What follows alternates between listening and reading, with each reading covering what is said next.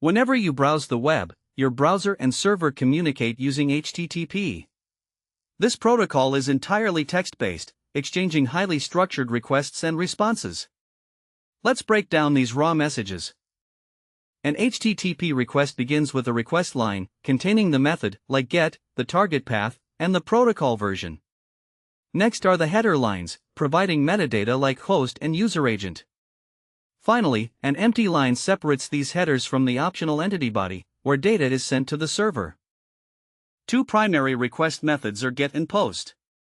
GET retrieves data by appending parameters directly inside the URL, leaving its message body empty. POST, however, transmits data securely within the entity body, making it ideal for submitting forms or performing state-changing operations. In return, the server issues an HTTP response. Its first line is the status line, declaring the protocol version and a numerical status code with its corresponding phrase.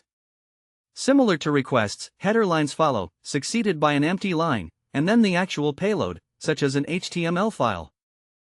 Status codes are three-digit numbers categorized into classes. 200 OK represents success. 300 codes handle redirection, 301 permanently moves resources, while 304 signals the cached version is valid. 400 indicates client errors, like the famous 404 not found. Finally, 500 errors point to server failures. Understanding HTTP message architecture and status codes allows us to debug connections and optimize application performance.